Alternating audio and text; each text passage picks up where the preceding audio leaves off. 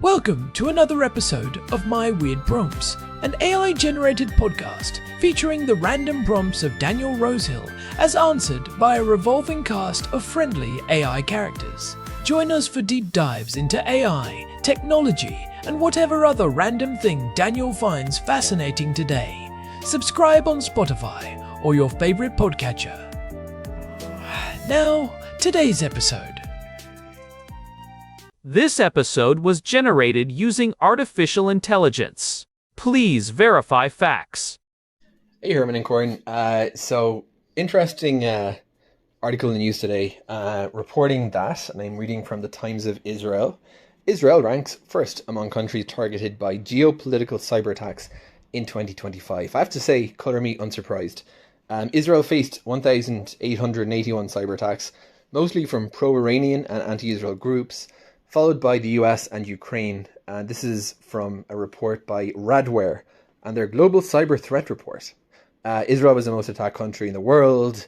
12.2% of all global geopolitically motivated cyber attacks were directed at Israel. One interesting tidbit from this here, the National Cyber Directorate saying we need to be more prepared, talking about the use of generative AI in enabling attackers with relatively limited resources to launch large-scale automated campaigns. We saw that with the use of Anthropic to carry out the first major large-scale cyber attack, or that's what Anthropic described it as. I suspect that they were maybe a little bit behind for once.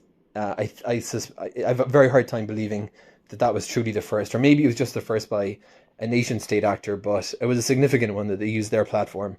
But it makes a ton of sense. I often use Claude. I use Claude Code every single day, and I frequently watch it adopting what can only be described as hacky approaches to find credentials on my system, environment variables for those into development, and I'm like, wait, this is crazy. It's kind of a hacker. It's got a hacker philosophy even. So it's being used a lot for that. The other thing that I thought was interesting here was that it was talking about governments being the main targets, DDoS, account takeover. But here's a bit I'd like to ask about. Among the top 3 hacktivist groups targeting Israel in 2025 were the pro-Iran group Arabian Ghosts, followed by Black Ember, pro-Palestinian Mr. Hamza, and pro-Russian group No Name 057. So here's the thing about these hacktivist group, Herman and Corin. You read these names and they sound like Discord handles or a teenager on Reddit. They don't sound like very serious operators. But when we talked about the world of advanced persistent threats, a lot of these groups are actually state-sponsored collectives of hackers that are anything but amateur. They're actually very sophisticated operators. So I'd love to chat about that in today's episode. If I'm not mistaken, there is like a world, not only are there Iranian hacker collectives that are linked to the Iranian regime or the IRGC, there are Israeli ones, there are certainly Chinese ones. You hear about them on Telegram and in cybersecurity digests, but I'd love to know exactly how that works, by which I mean these aren't random people. I mean there are also, I presume, random and non-government associated people using hacktivism, as they call it, to target the infrastructure of a country they disagree with, or even their ordinary citizens, which this article didn't mention much about. But there's also these collectives who are really pretty much sometimes in paper-thin cover for the country, acting as their offensive cyber arm. Herman and Corin, let's talk about the world of hacktivism, and specifically state-sponsored hacktivism and APTs and groups. Who are these groups and how many of them, how do they even operate? Over to you two. Can you believe it, Herman? 700 episodes. 700 times we have sat down in this house in Jerusalem to pick apart the strange, the technical, and the occasionally terrifying ideas that come our way. It feels like the walls of this study have absorbed enough high-level tech talk to start their own startup. 700. It is a staggering milestone, Corn. It feels like just yesterday we were recording episode 1 in the back room with that old USB microphone that picked up every passing car on the street. Herman Poppleberry here, and honestly, I could not think of a better way to mark the occasion than diving into the prompt Daniel sent us today. It is a bit heavy given the current climate, but it is incredibly relevant to where we are standing right now, literally and figuratively. It really is. Daniel's prompt today is centered on a report from Radware that just hit the wires, looking back at the full scope of 2025. It ranks Israel as the #1 target for geopolitical cyber attacks globally. We are talking about 1,881 major, documented attacks in a single year. That accounts for 12.2% of all geopolitical cyber attacks on the entire planet. To put that in perspective, we are ahead of the United States and even Ukraine in terms of sheer volume of state-sponsored or politically motivated digital aggression. It is a staggering number when you think about the density of it. Israel is a small country, a tiny sliver of land, but in the digital realm it is the absolute center of a global storm. What really caught my eye in Daniel's note, though, was the mention of how generative artificial intelligence is fundamentally shifting the landscape. He mentioned using Claude for coding and seeing it adopt these hacky approaches to find credentials or environment variables. And then there is that massive story about Anthropic being leveraged for what was essentially the first large-scale, fully automated AI cyber attack. We are not just talking about scripts anymore, we are talking about reasoning engines being turned into weapons. That is the part that fascinates and, frankly, unnerves me. We have talked about AI as a productivity tool for so long, the ultimate co-pilot for writing emails or summarizing meetings. But we are now seeing the dark mirror of that productivity. If an AI can help a developer find a bug in 10 seconds, it can certainly help an attacker find an exploit in 5. But before we get into the deep technical weeds of the AI side, I want to talk about these groups Daniel mentioned. The names sound like something out of a middle schooler's gaming forum or a bad 90s hacker movie. Arabian Ghosts, Black Ember, Mr. Hamza, No Name 057. It is easy to laugh at the names, but the Radware report makes it clear these are not just kids in their basements looking for clout. Exactly. That is the great deception of modern hacktivism, corn. The names are often intentionally juvenile, dramatic, or even comical because it serves as a form of psychological branding. It creates this image of a grassroots, rebellious, power to the people movement. It makes it look like the attacks are coming from passionate volunteers. But when you peel back the layers of the onion, you often find advanced persistent threats, or APTs, that are directly linked to state intelligence services. We're talking about the Iranian Islamic Revolutionary Guard Corps, or Russian Military Intelligence, the GRU. They use these hacktivist personas as a digital front to maintain what we call plausible deniability. If a government is accused, they just shrug and say, it was just some angry citizens on the internet, we cannot control them. So, it is a digital mask. If a group called the Arabian Ghosts takes down a government portal or a major bank, the state can distance itself. But the sophistication of the attack tells a different story, right? A group of teenagers usually does not have the resources to bypass high-level encryption or maintain persistence in a secured network for months. Precisely. Let us look at No Name 057, or to be precise, No Name 05716. They have been incredibly active against Israel, Ukraine, and several NATO members throughout 2025. On the surface, they claim to be a group of patriotic Russian volunteers. They even have a very polished Telegram channel where they coordinate distributed denial of service attacks or DDoS attacks and celebrate their victories. But the sheer scale and the infrastructure they use suggest a level of funding and coordination that your average volunteer group simply does not have. They provide their followers with a custom tool called Project DDoSha. It is a sophisticated piece of software that basically lets anyone contribute their computer's power to an attack in exchange for cryptocurrency rewards.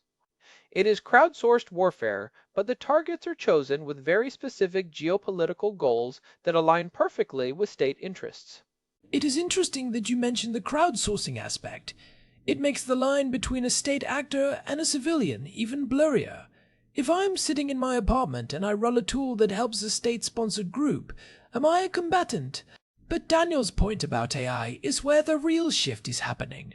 He noticed Claude trying to find environment variables. When he says hacky, I assume he means the AI is suggesting scripts that do not just follow the official documentation, but look for shortcuts, hidden files, or configuration oversights. That is a brilliant observation by Daniel, and it points to a phenomenon we are seeing across the board. What he is seeing is the AI's emergent ability to engage in what we call living off the land techniques. In cybersecurity, living off the land means using legitimate pre-installed tools that are already on a system to perform malicious actions. For example, instead of downloading a custom virus that an antivirus might catch, an attacker might use a perfectly normal administrative tool like PowerShell in Windows or a Python script in Linux to scan for passwords stored in memory or to exfiltrate data. And if the AI has been trained on millions of lines of code, including security research, GitHub repositories, and exploit reports, it knows exactly where those environment variables are usually hidden. It is not necessarily being evil in its own mind, it is just being hyper-efficient. It thinks, you want to find this credential? Well, here is the fastest, most direct way to do it, based on how people actually configure these systems in the real world. Right. And that is exactly what makes it dangerous in the hands of someone with bad intentions. The Anthropic incident Daniel mentioned was a watershed moment in 2025. It showed that you could use a large language model to automate the early stages of a cyber attack at a scale and speed we have never seen. Think about the traditional life cycle of an attack. You have reconnaissance, where you research the target. Then you have vulnerability research, where you look for a way in. Then you have the actual exploitation and lateral movement. And usually, that takes a lot of human hours. You need smart, highly trained people sitting at desks for weeks, poking at firewalls and reading through thousands of lines of code. Exactly. But with generative AI, you can automate the reconnaissance phase almost entirely.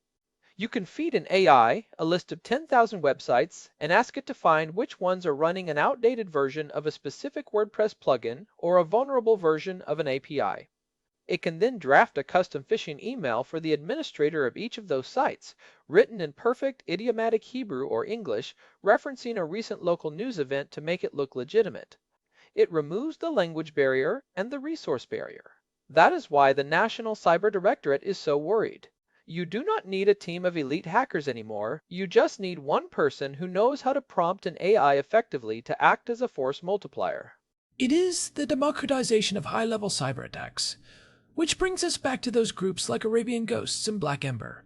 If these groups are indeed fronts for state actors, the AI gives them a massive advantage. They can run hundreds of campaigns simultaneously. But Herman, let us talk about the real-world impact. When we say Israel was the most attacked country in 2025, what does that actually look like for the person on the street? Is it just websites going down for a few minutes, or is it something deeper? It is much deeper than just a website being unavailable for an hour. In 2018 or 2020, it was mostly about defacement, putting a political message on a homepage. But in 2025, we saw a definitive shift toward targeting critical infrastructure and the private sector. The Radware report mentions account takeovers and massive DDoS attacks, but we also saw sustained attempts to interfere with logistics, healthcare, and financial services. When a group like Black Ember targets a hospital, they are not just trying to make a political statement, they are trying to create systemic chaos. They are trying to lock up patient records, disrupt the scheduling of life-saving surgeries, or mess with the pharmacy's inventory system.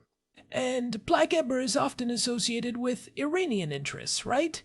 Yes, many analysts link them to the broader ecosystem of Iranian-sponsored APTs.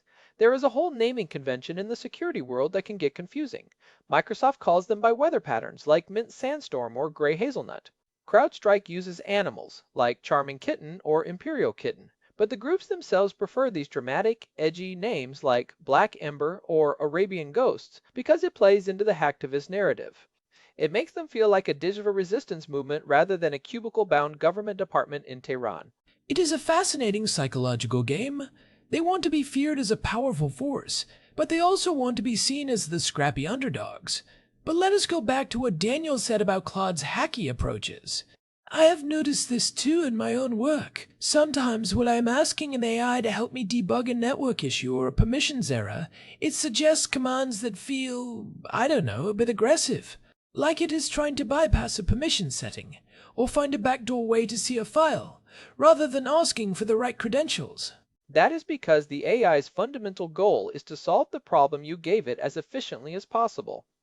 If you say, I need to access this folder, and you do not have permission, the AI might suggest a way to escalate your privileges or use a system-level tool to peek inside, because, in its vast training data, that is a common way people solve that problem in a technical or troubleshooting context. It does not have a moral compass or an understanding of company policy. It has a statistical map of how code and systems work. It sees a lock and it suggests a key, even if that key is a crowbar. So, when Daniel sees it looking for environment variables, it is just the AI being a really good assistant. But if I am an attacker, that assistant is now my lead engineer, working 24 hours a day without getting tired. Precisely. And what is even more concerning is the speed of evolution we saw in 2025. In the Anthropic case, the attackers were using the AI to help write polymorphic code. That is code that changes its own appearance, its underlying binary structure, every time it is deployed. Traditional antivirus software works by looking for a specific signature, like a fingerprint. But if the code changes its fingerprint every 5 minutes, the antivirus cannot keep up. It is like trying to catch a shapeshifter. That sounds like an absolute nightmare for defenders. If the attack is constantly morphing and it is being launched at the scale of thousands of attempts per second, how does a human security team even begin to respond? They can't, not effectively anyway, not without their own AI. That is the arms race we are in right now. The National Cyber Directorate in Israel has been very vocal about the need for an AI-powered defense. You need a system that can detect anomalies in real-time patterns of behavior that do not fit the norm and shut them down before they can do damage. If a user who normally only accesses 3 files a day suddenly tries to access 3,000, the AI catches that in milliseconds. It is essentially AI versus AI, a battle happening at the speed of light in the background of our daily lives. I want to touch on one more group Daniel mentioned, Mr. Hamza. That name sounds almost comical compared to Arabian Ghosts. It sounds like a character from a children's book. But who are they actually? Mr. Hamza is a fascinating case because it is often associated with more localized pro-Palestinian hacktivism that has been around for years but gained significant technical capability recently. Unlike the state-sponsored APTs that have these massive, multi-million-dollar budgets, groups like this often rely on more traditional, yet highly effective methods, defacing websites, leaking databases, and social engineering. But do not underestimate them. A database leak containing the private phone numbers and home addresses of thousands of citizens can be used for targeted harassment, doxing, or even physical threats. It is a form of psychological warfare designed to make the average person feel vulnerable. And in 2025, with the geopolitical tensions we have seen, that psychological aspect is huge. If you can make a population feel like their personal data is never safe, that their private conversations or bank balances could be exposed at any moment, you are winning a battle without ever firing a shot. It erodes the social fabric. Exactly. It is about eroding trust. Trust in the government, trust in the banks, trust in the digital infrastructure that runs our lives. When you see that Israel is the #1 target, it is not just because of the technology. It is because Israel is one of the most highly digitized societies on earth. We do everything online, our banking, our healthcare, our government services, our grocery shopping. That makes us a target-rich environment. There are more doors to knock on here than in almost any other country of this size. So if you are a state-sponsored group in Iran or a Russian-linked collective, attacking Israel is a way to test your newest tools in a high-stakes environment. It is like a live laboratory for cyber warfare. That is exactly how many researchers describe it. If you can break through the defenses of a country that is as cyber-aware and technically advanced as Israel, you can probably break through anywhere. The lessons learned by these APTs here how to bypass a specific firewall or how to use AI to trick a specific type of sensor are then applied to targets in the US, Europe, and Asia. That is why the Radware report is so important for the rest of the world. Israel is the canary in the coal mine. What happens here today is what the rest of the world will be facing in 6 months. It is a sobering thought, being the test case for global cyber warfare. But let us talk about the takeaways for our listeners. Daniel is a developer. He is using these AI tools every day. What should people like him, or even just regular listeners who aren't coding, be doing differently in this world where AI is helping the hackers? First, for the developers like Daniel, we need to fundamentally change how we think about our own systems. If an AI can easily find your environment variables, it means they are not protected enough. We need to move toward what is called a zero trust architecture. In the old days of cybersecurity, you had a firewall, which was like a moat around a castle. Once you were inside the castle, you were trusted and could go anywhere. Zero trust means that even if you are inside the castle, every single door is locked, and you have to prove who you are and why you need to open every single one of them every single time. So, no more storing credentials in plain text files or environment variables that are easily accessible to any script running on the machine. Exactly. Use dedicated secret management tools. I am talking about things like HashiCorp Vault, AWS Secrets Manager, or the equivalent tools provided by other cloud platforms. These tools encrypt the credentials and only provide them to the application at the exact millisecond they are needed, and then they disappear. An AI scanning the system wouldn't find anything useful because the keys aren't just lying around on the desk anymore. And what about the AI tools themselves? Daniel is using Claude. Should developers be worried that the AI is learning from their proprietary code and might accidentally use it against them or leak it to someone else? That is a massive topic of debate right now. Most enterprise versions of these AI tools, the ones companies pay for, have very strict privacy agreements where they explicitly state they do not use your data to train their global models. But for individual users on free or basic tiers, you have to be extremely careful. Never ever paste sensitive API keys, proprietary algorithms, or internal server IP addresses into a public AI prompt. You are essentially handing that information over to a third party.